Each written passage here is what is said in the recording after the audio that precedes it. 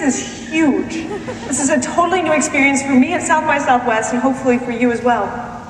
So I have to say, I am completely honored and humbled to be here as an opening speaker today. And the reason why is that South by Southwest has meant a lot to me for a very, very long time, and for a lot of different reasons. Here I have met some of the most important people in my life. I've met my partner, I've met some of my closest and dearest friends, I've met some of the colleagues who very much shaped my world. And walking down Red River is this unbelievable flash of memories that I enjoy sort of day in, day out. And so it's great to be back here and even more awe-inspiring to be able to present to you today.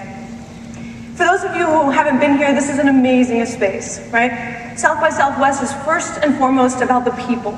It's filled with unbelievable people with creative ideas and passion about what they're doing.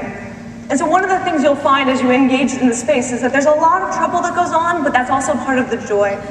But there's another thing that I really like about this conference, and it's our fearless leader, Hugh. He's been phenomenal at actually bringing some of the most diverse and interesting people to actually engage with one another. So I actually want to take a moment to say a thank you, Hugh, for all that you've done for this conference.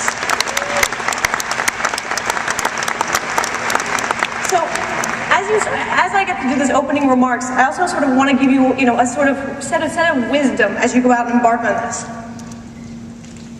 I think the most important thing that you should know is to be very, very careful of the tequila. The tequila will get you into more trouble than you could possibly imagine, especially if the tequila is given to you by one of your future colleagues.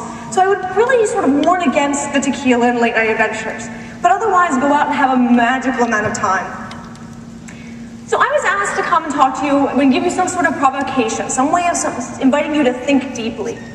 For those of you who don't know me, I'm a social media researcher. I'm an ethnographer. I spend most of my time trying to understand how people use social media as part of their daily lives.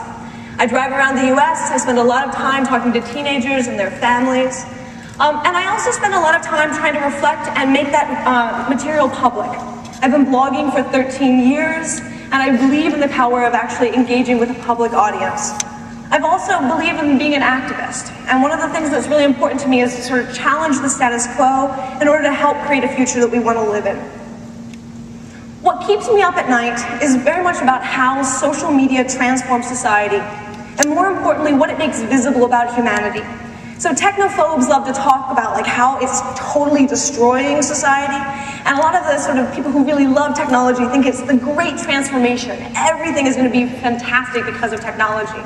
And I find myself living between these two different worlds and trying to keep people in a more grounded way, to try to remind everybody that there's actually much more nuance and detail. And reality is always in those details. My goal today is to ask you to sort of sit back and think about a specific set of puzzles that I've been working on. And part of this is because all of you are involved in social media at some level. Some of you are building these systems. Some of you are very much using them for various tools. Some of you are watching as your kids use them. All of you are seeing how they shape society. But there's a set of puzzles that I think are really critical to think about how they're woven in. Puzzles that I think are going to be essential to the future of how we think about social media. And I think a lot of that has to do with the intersection of privacy and publicity. So my talk today is to get you to think through different ideas of how privacy and publicity intertwine. All right, let's begin. No